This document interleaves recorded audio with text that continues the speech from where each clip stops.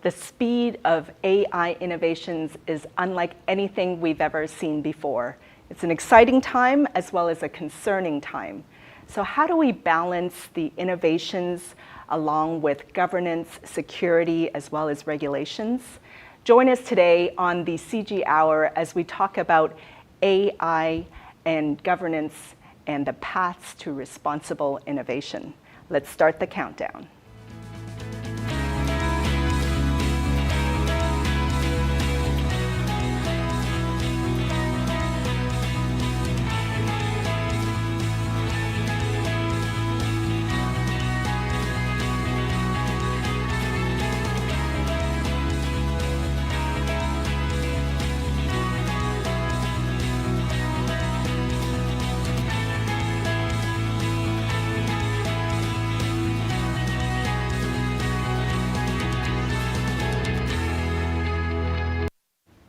Welcome to the CG Hour, where we are coming to you live from LinkedIn as well as YouTube and a variety of channels. Good morning, good afternoon, good evening, depending on where you're tuning in from. On this episode, we're going to talk all around AI governance, the paths to responsible innovation. My name is Fanny Dunnigan, and I am your host, where every episode we feature industry experts, tech leaders, and as we dive into business and technology hot topics. So this episode, let us know where you're tuning in from, and be sure to introduce yourselves in the comments of the feed. And I challenge you to connect with 3 new connections in the feed. Build your network, because you're amongst like-minded technologists here as well as business professionals. So be sure to introduce yourself, tell people where you're tuning in from, and connect with 3 new connections and build your network as well. So today we're going to talk all around AI governance, and we have prepared a research video to give you context and set the stage of what we're going to talk about. So let's roll that now.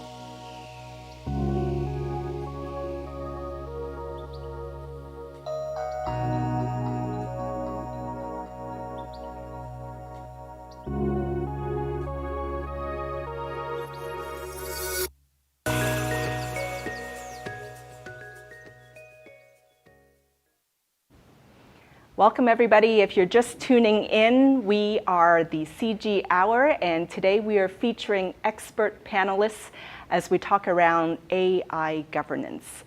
So please be sure to introduce yourselves in the feed.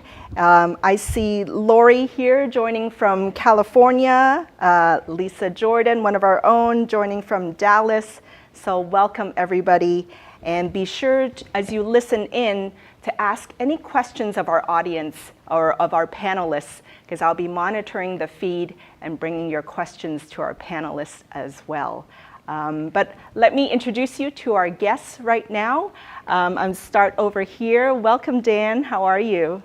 Thank you. Thank you for having me. Good to be in Dallas today. Absolutely. I'm Dan Clarke. I'm the president of Truyo. I'm an ex-Intel executive. Truyo is an IntraEdge company co-developed with Intel. Truyo is used by hundreds of enterprise clients to comply with the privacy laws and the AI governance elements as well. Absolutely. And then we have Matt Pollard. How are you, Matt? I'm great. Thank you for having us. Matt Pollard. I'm the Senior Vice President of AI Governance, Privacy, and Security for CG Infinity. I've been in the industry for about 25 years and really focused on privacy, audit, compliance, risk, governance. It's been a specialty for the past few years, and been working with some of the largest brands in the world. Focused on financial services, healthcare, life sciences, energy and utilities, retail. So very happy to be here. Absolutely. And last but not least, our guest, Bhavesh Advani. How are you, Bhavesh? Thank you. Thank you for inviting me. Real pleasure to be here with Matt and Dan, and yourself, Fanny. I've been in the field of cybersecurity for about 21 years and have spanned multiple industries from technology to finance, government, biotech.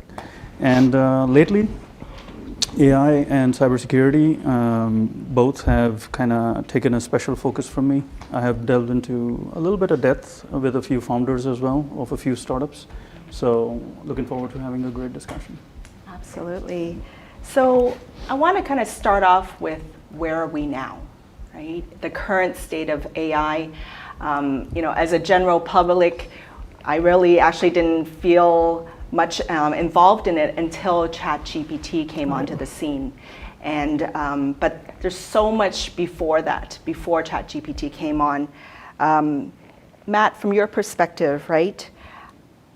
AI is so much more than ChatGPT. Where do you kind of see the state of AI right now? What's exciting, what's not? Yeah, that's a great question. I believe that AI will absolutely change the world that we're in today. And so Jamie Dimon, the CEO of JP Morgan Chase, actually mentioned it is almost as fundamental as the electricity. Like that's the level that we're talking about from a disruption standpoint. Pretty exciting times. I am able to meet a lot of people and be able to figure out where they think or the idea around AI. And a lot of people have that thing around ChatGPT. And but there's other companies that have been using AI for 10, 15 years. Yeah. Yeah, and Dan, I mean, you've been in the industry for decades, right? Like, what is your perspective of where things are at right now in AI? So as I mentioned, I'm a former Intel executive. I actually joined Intel in the mid '80s and had the privilege of working on the laptop when it was an early idea. Now I was a low-level guy there. I was a peon at the time, but I was on that team working on what we called the first portables. And in fact, we would often get these air quotes from other people at Intel that thought we were kind of crazy. You're going to carry computers around with you. Like this was a weird, crazy idea. It turned out to be a pretty good idea. And it really fundamentally changed how we interact with computers in our lives. Almost everything that we use today, from laptops to our phones, which are really computers, really evolved from that original innovation. I never thought I'd see anything like that in my career again, because it was so transformational. It was so fundamental how much this was adopted. AI is like a whole nother level. It's crazy how much AI is transforming our world and how much it's going to as we move into the future. It is much more analogous to something like electricity than it is even to the laptop. And I'm glad to be a part of the AI journey that's transforming our whole world. Yeah. And Bhavesh, like coming from security, what are your observations of where AI is right now? Yeah, I think that's the theme of this conversation as well, which is, progress is great.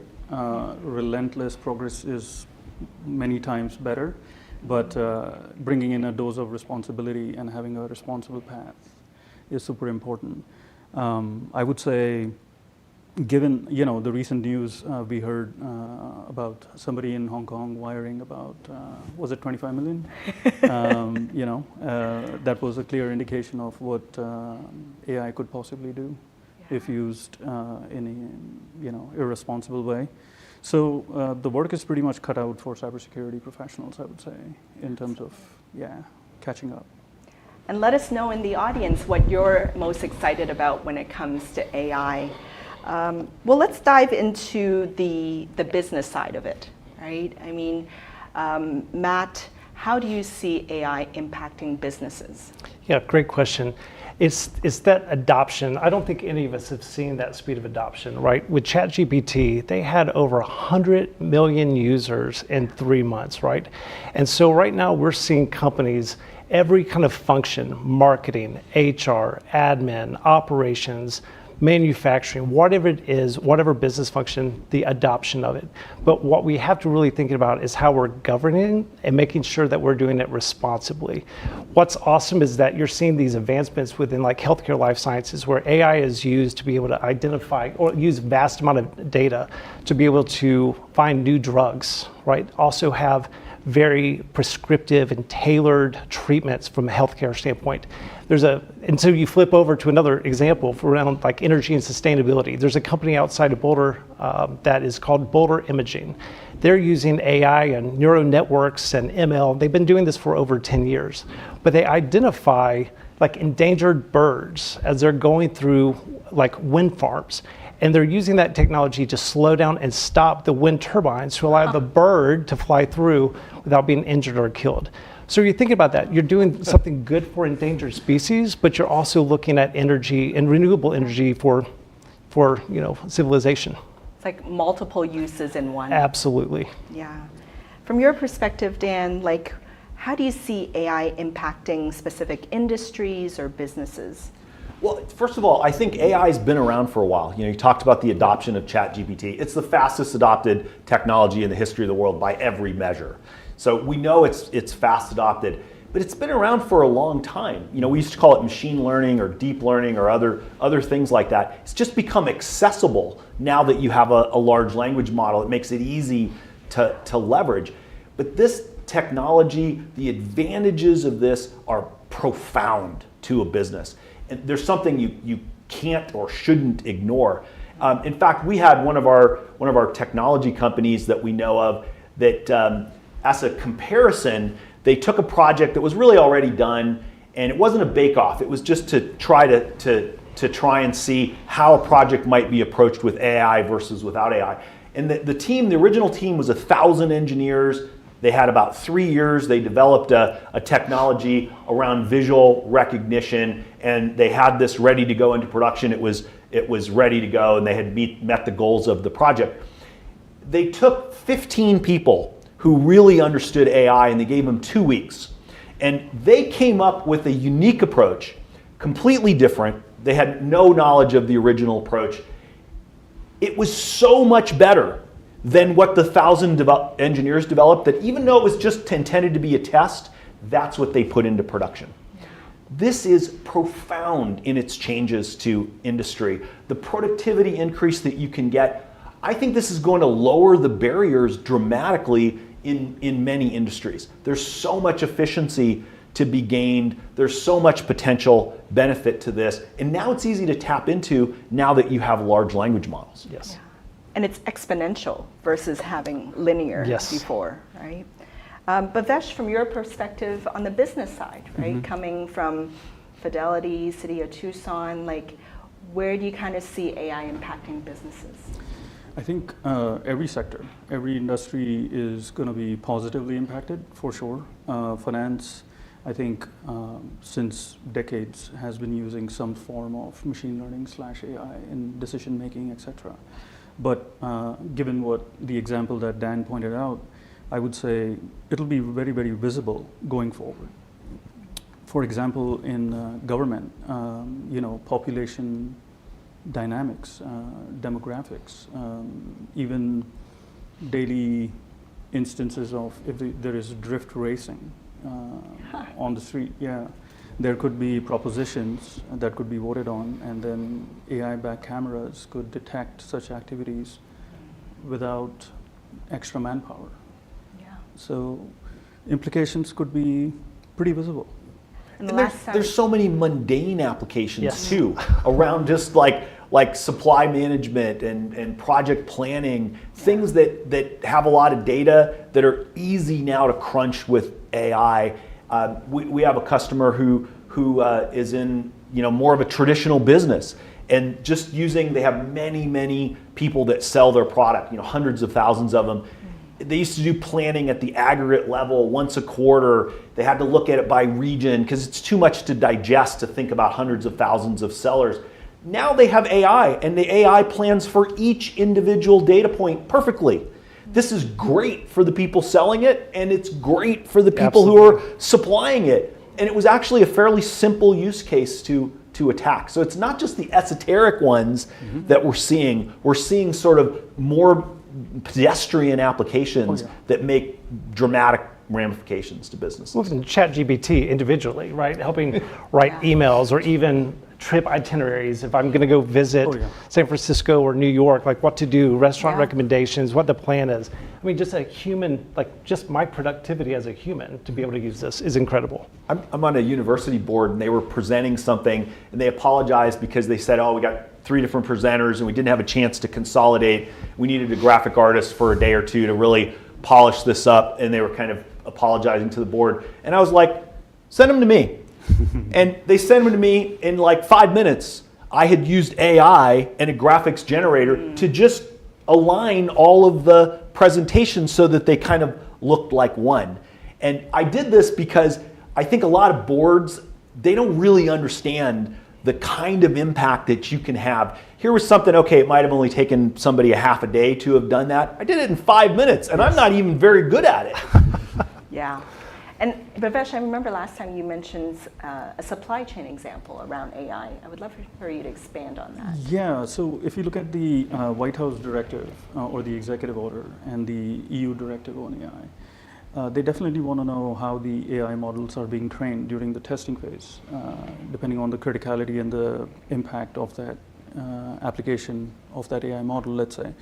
So during the testing phase, if the White House executive order is talking about being informed, that means we are looking at, metaphorically, software bill of materials, SBOMs, as one can call it.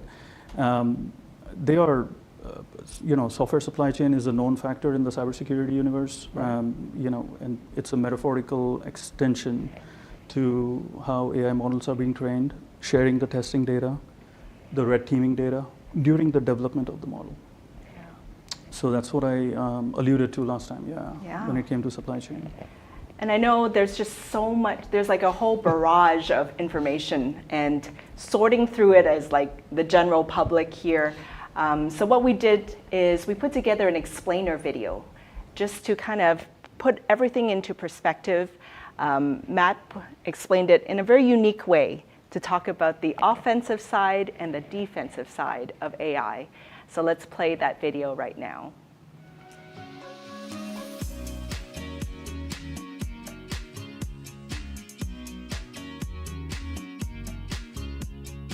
When we talk about companies needing to adopt both offensive and defensive strategies, we're essentially discussing a balanced approach to leveraging technology for growth while also managing potential risk and ethical considerations.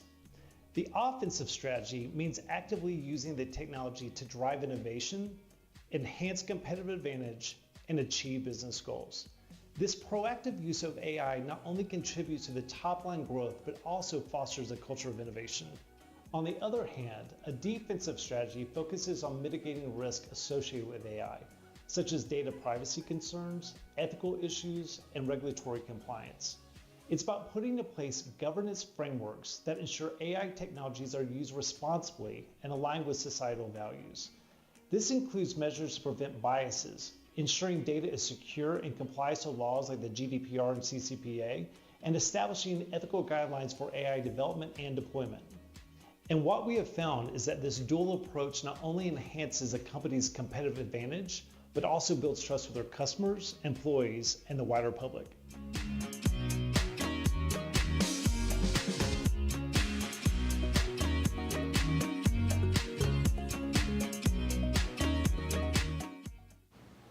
So there's certainly a lot of excitement around AI and all the different use cases of AI, but let's kind of tackle some of the risks as well. I want to start with you, Dan. Like overall at a macro level, what do you kind of see as things that we need to be watching out for and taking into consideration? Well, everyone wants to adopt AI because it has this massive potential benefit and you want to go fast in it. But you also have to think about the safety and security of deploying that AI. We see example after example after example of people who are genuinely trying to deploy it and have issues, often around bias, discrimination, hallucinations, around privacy violations, around data exfiltration, security issues. All of these things come into play, and they can be quite bad. I mean, look at the Air Canada example where they innocuously put a chatbot on their website, and someone asked for a warranty for a bereavement fare, and the chatbot, the AI-based chatbot, gave them one, even though they didn't really have one. And so it just made one up, and it's so good at it. It looked professional, it looked right. When they went to redeem it, it didn't exist. And so he ended up taking them to court, and it turns out that they do have to abide by that. They didn't do this on purpose, they just didn't realize it. We see resume screening as a common application of AI. I find this is one of the most common applications that people use. They're using a product out there and they're like, oh yeah, let me get some help in resume screening. I got a lot of resumes to weed through, and they don't know there's AI at the core of that, which might be biased or might become biased over time. The Navy Federal Credit Union, this is all public information, found that their own application process for loans, the AI became biased against people of color, even though that was most of the people who actually were their customers. They didn't do that on purpose. It was because the AI itself became biased. There are laws preventing this today. You know, Title VII is just as applicable to AI as it is to human beings against discrimination. Discrimination, bias, privacy violations, security violations, data exfiltration, all of these things happen if you're not being careful about how you apply guardrails around the usage of AI. Got it.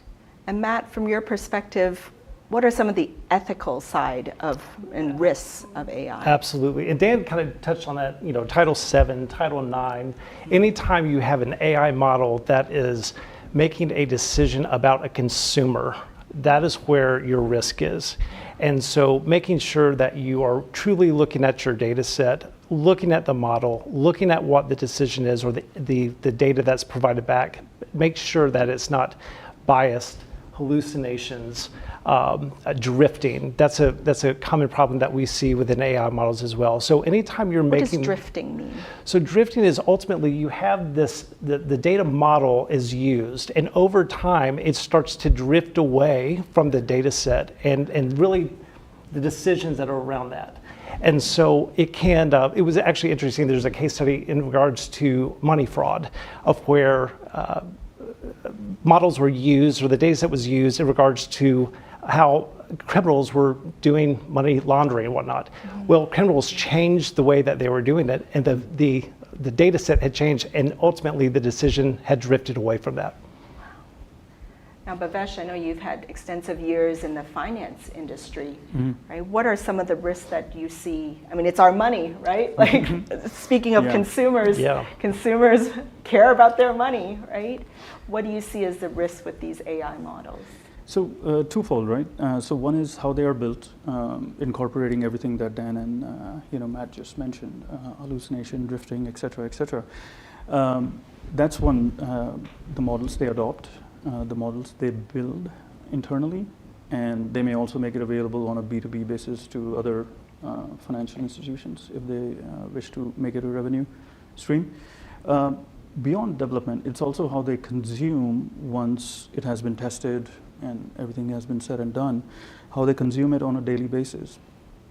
All the cybersecurity governance controls that we've known and we've talked about, they all apply in daily consumptions for various use cases, especially if major decisions are going to be based on those models.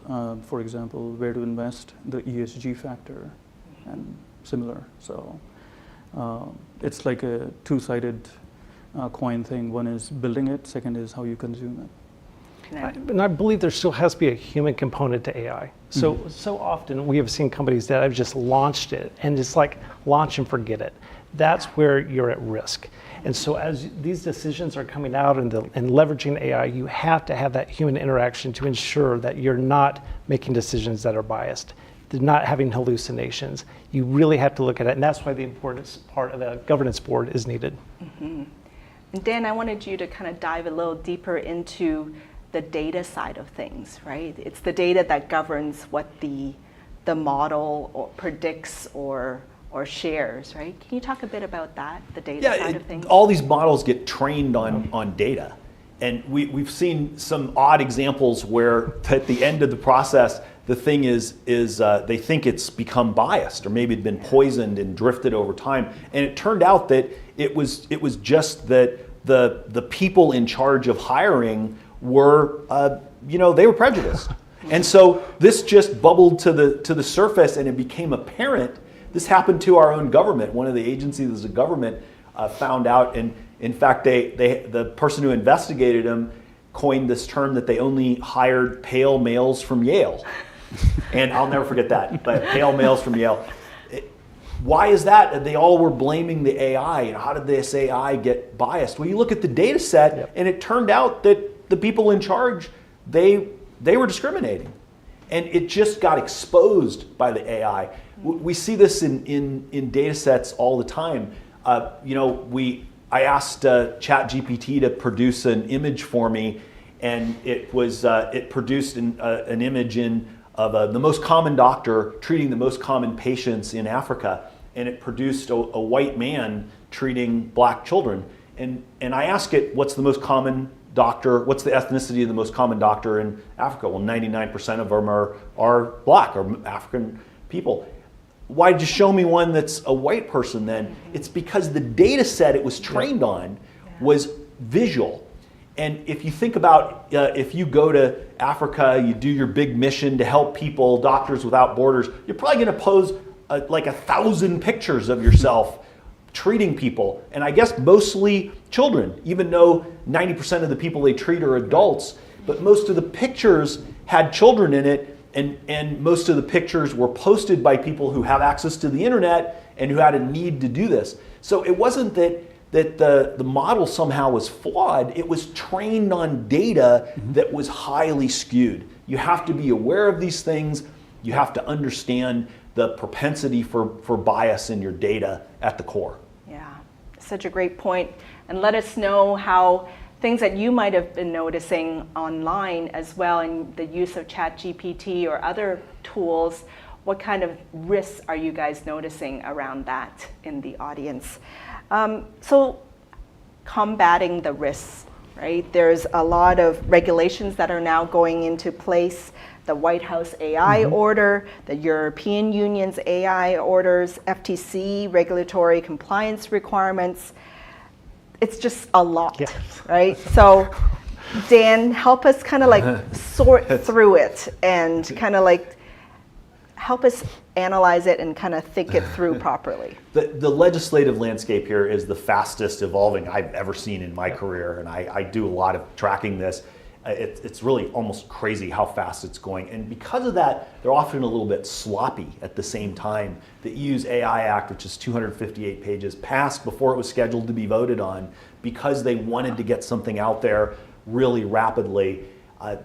We're seeing this at the state level too. Utah just passed a law. It's pretty narrow, but it says consumer protections apply to AI. You can't say it was AI as a defense. Just yesterday, we saw Colorado came out of committee with an AI law or an AI act that seems to have support. It's fairly comprehensive, especially for a state law, and it has a unique element in it, affirmative defense, if you do testing for bias. So they're really encouraging this. The White House Act says you should test for bias. The New York law says that you have to test for bias in certain circumstances. Now you're saying that this also provides a defense for the company if you do it. You really have to think about that. Fortunately, all of these laws and all these directives, they all kind of boil down to mostly some common principles. That is, make sure that you respect privacy, respect the privacy laws wherever that is. Make sure that you're transparent and provide notice about what you're doing, especially when it affects consumers. You need to consider security.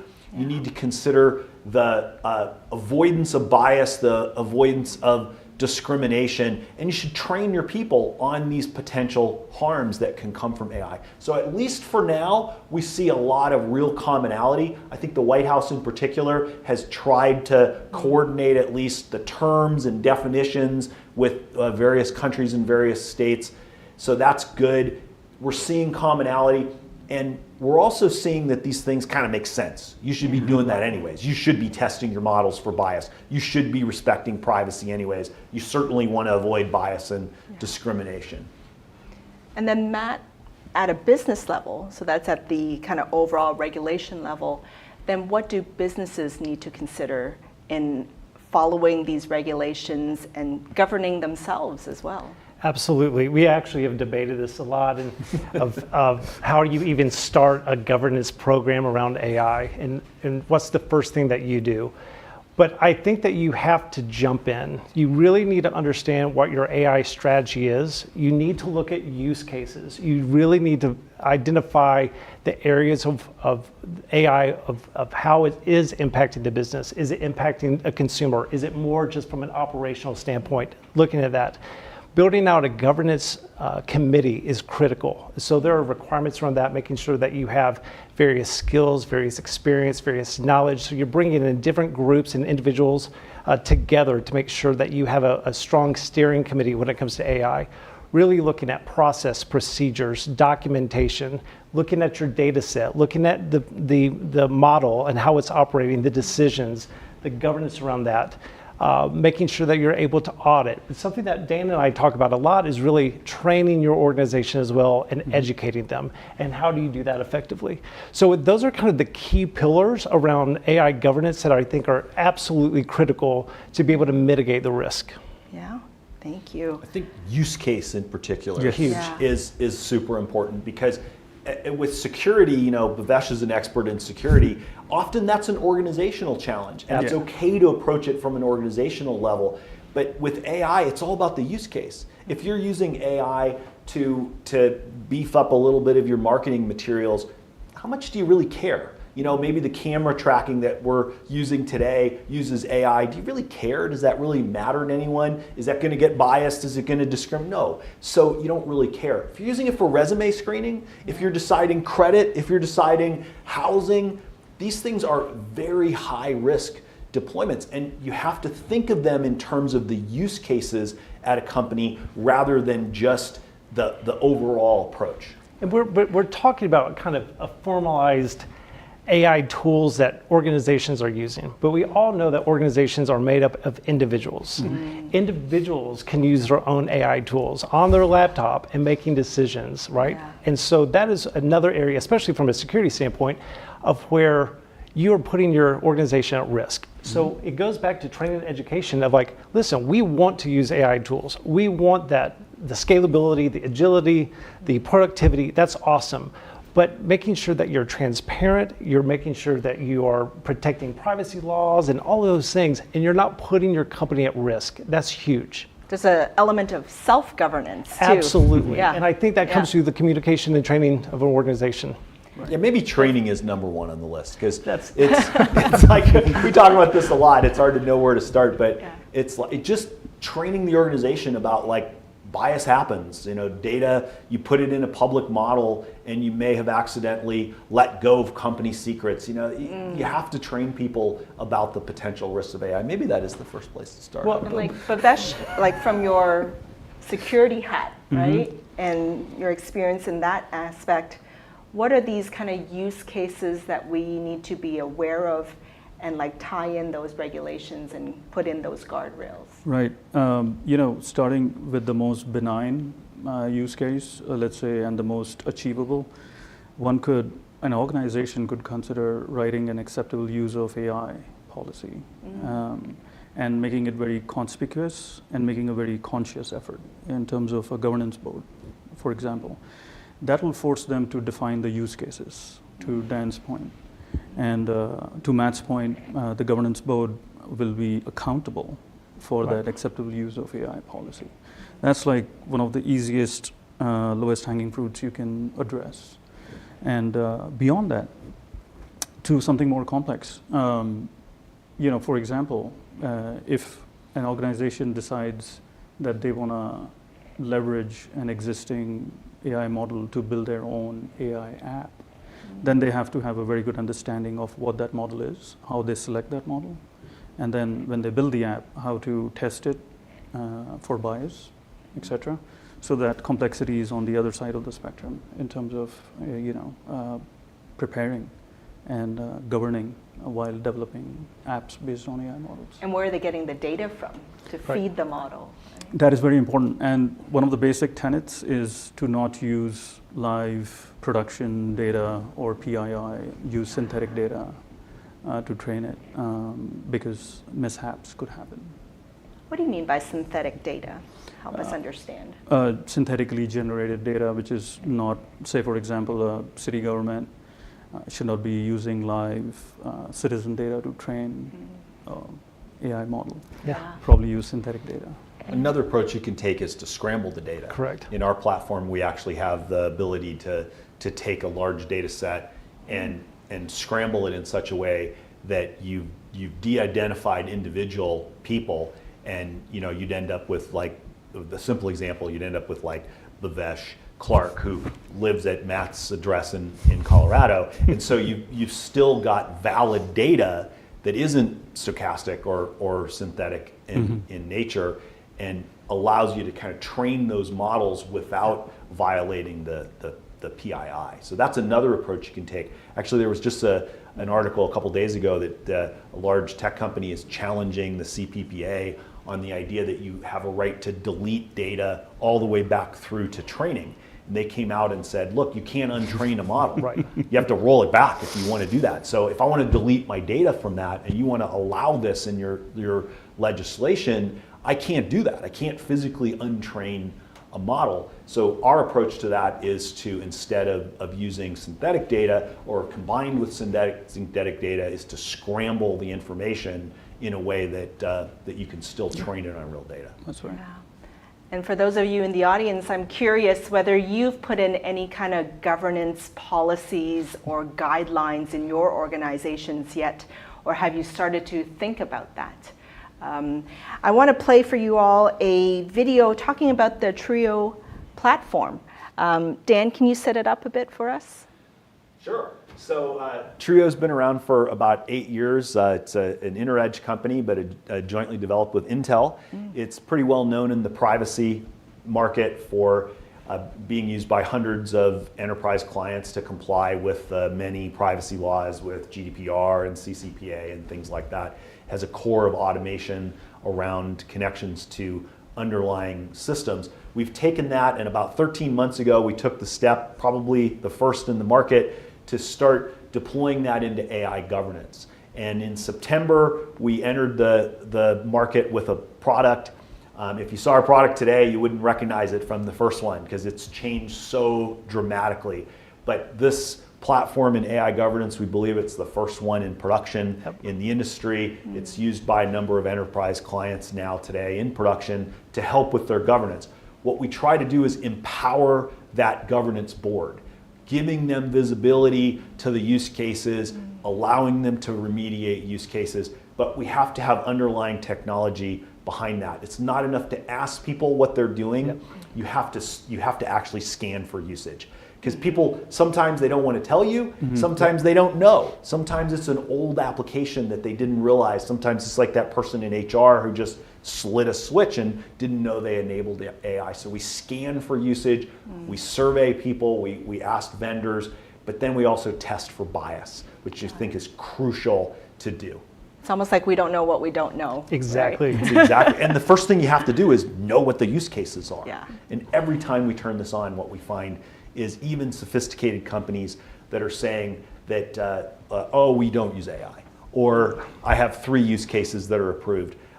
Every single time we start scanning for usage and we find multiple new, usually within 5 minutes, we find new use cases that they were unaware They didn't even know. Got it. Well, let's play that video now.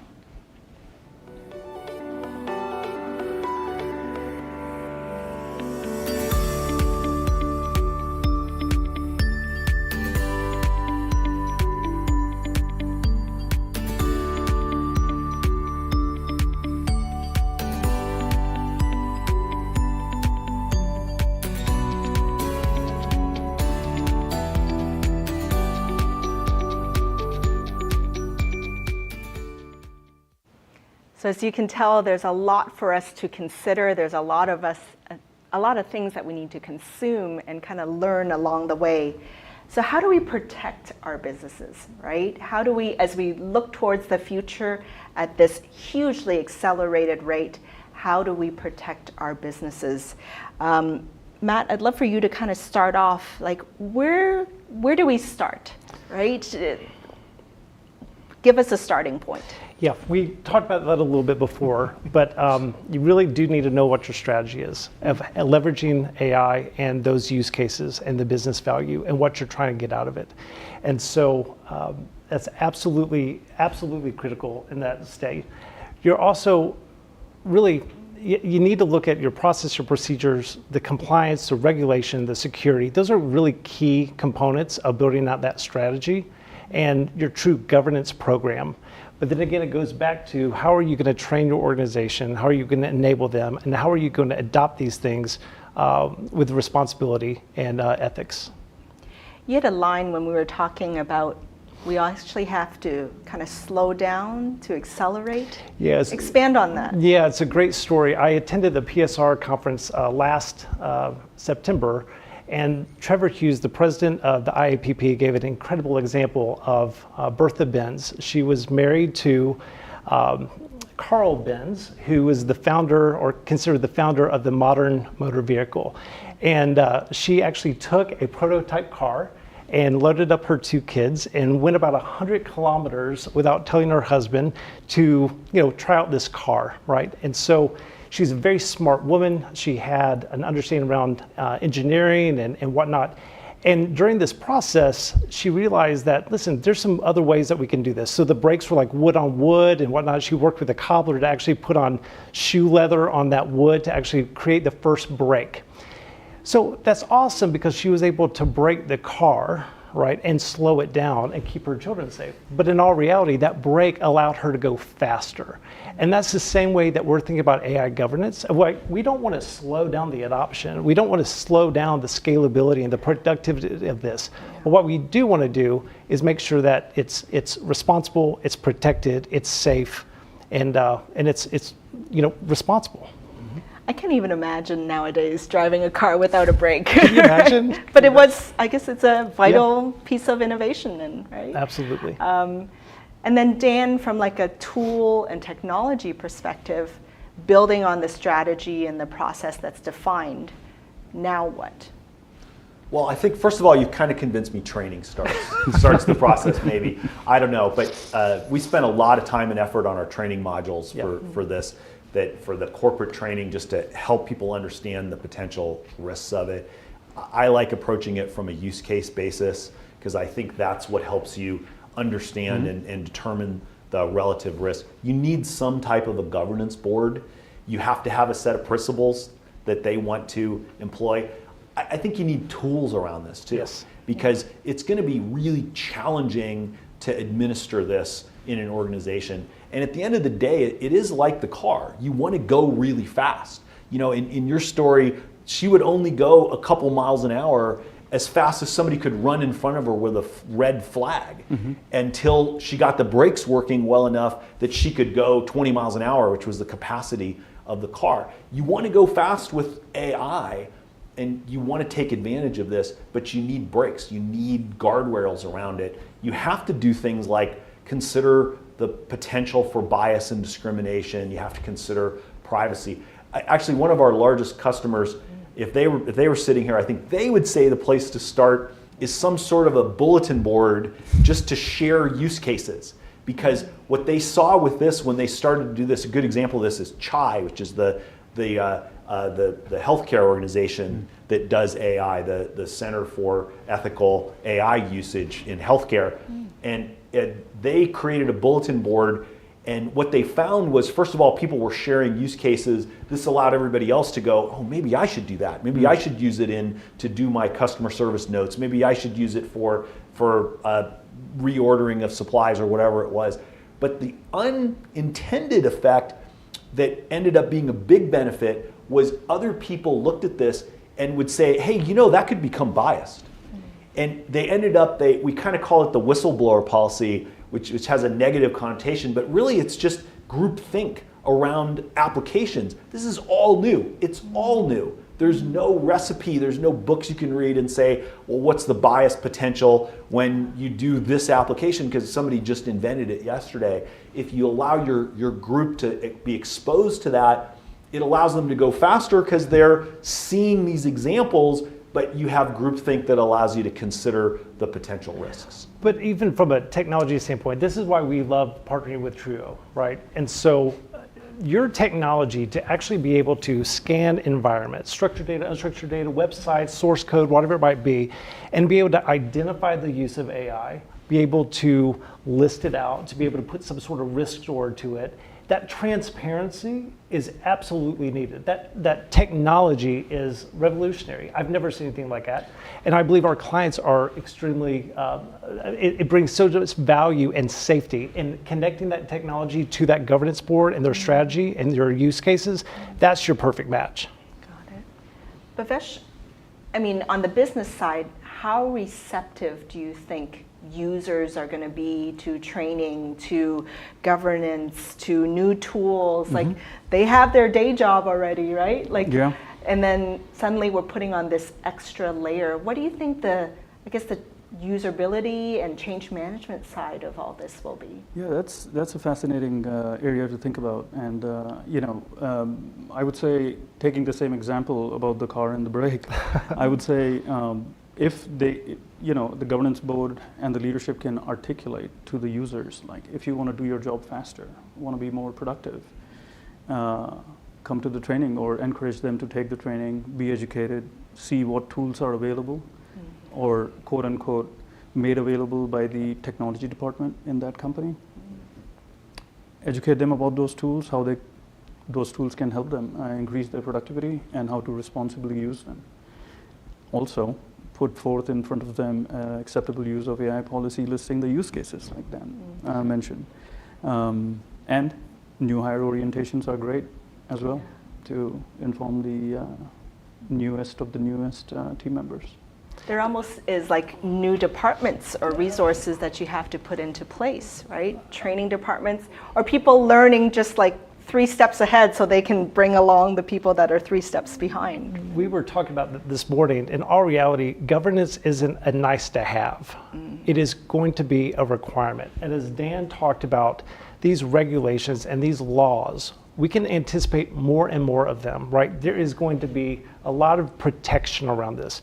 So it's awesome to be able to launch AI tools, but you absolutely are going to have a governance organization to be able to support that. Again, not a nice to have, it will be a requirement. Well, and not just from the legislative perspective. Correct. It's like the Air Canada example. They got to live with a bereavement warranty now, where you refund half their money for people under bereavement because an AI hallucinated that. It's not just the legislative side. You actually see real problems. Samsung exfiltrated a whole bunch of data on their latest mobile chip that Qualcomm started taking advantage of because they pasted it into a public model. This is all public information.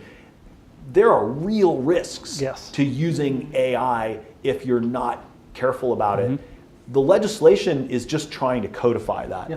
They're scared of it, especially around the consumer side.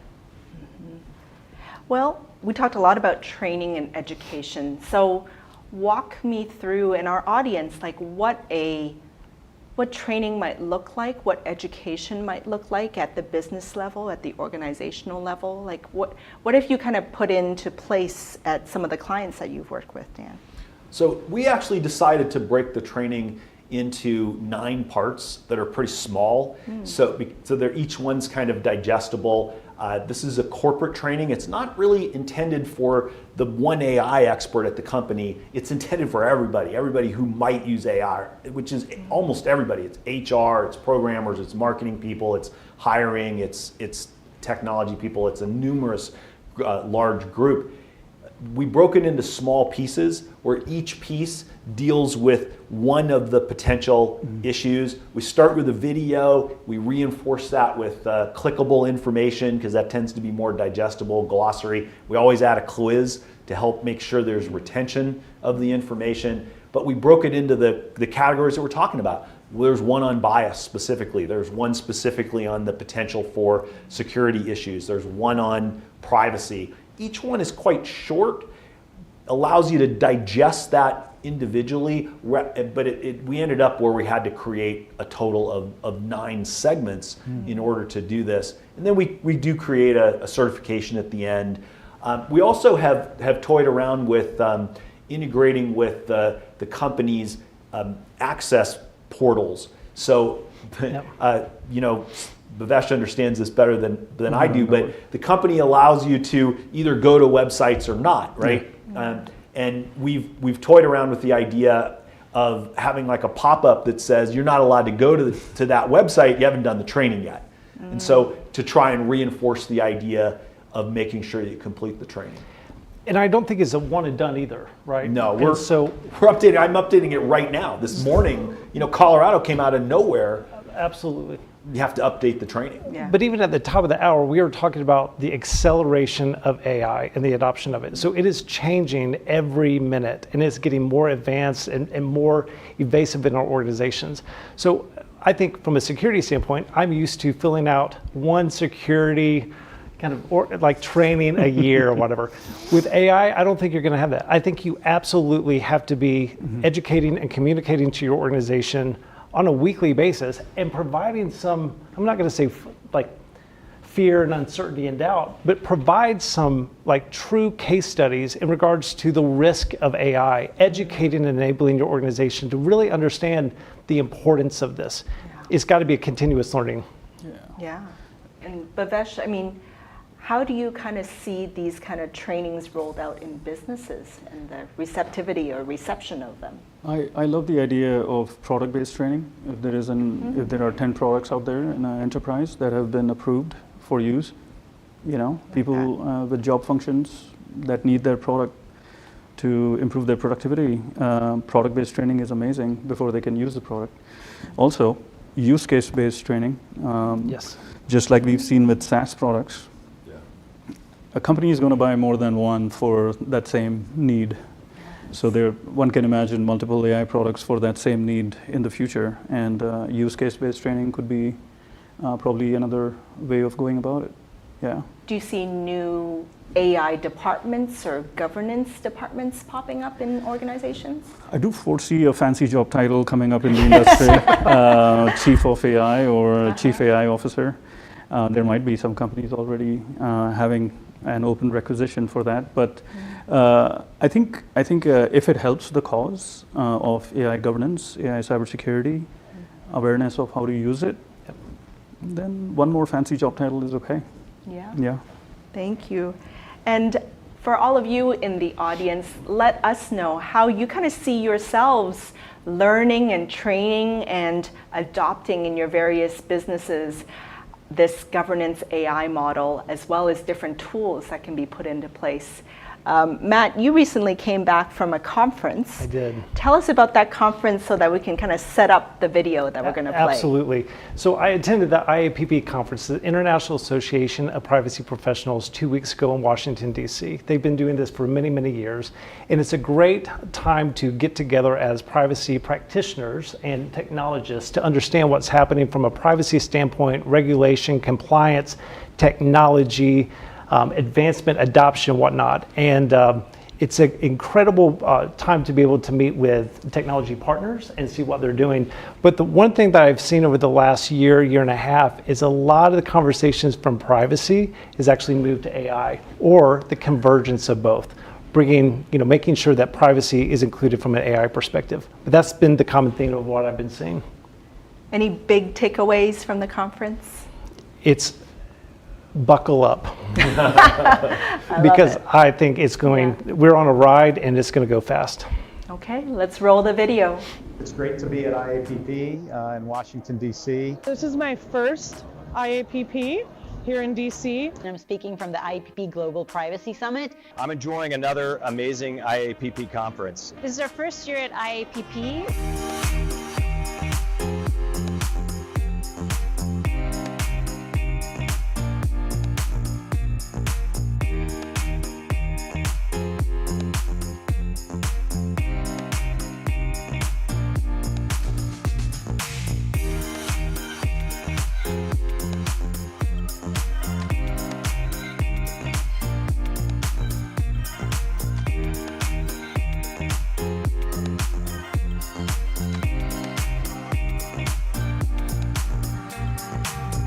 It's been great to see that transition from, oh, we're doing this because the regulatory frameworks require it, and more towards it's the right thing for us to do as a company. That's definitely the way that we think about it at Visa.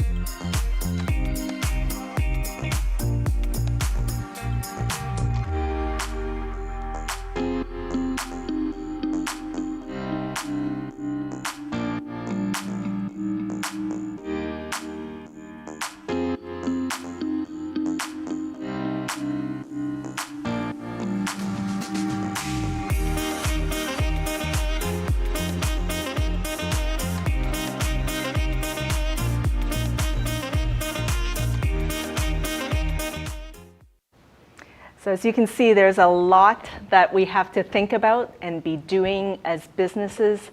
Be sure to connect with all our guests today. We have Dan Clarke, Matt Pollard, as well as Bhavesh Advani.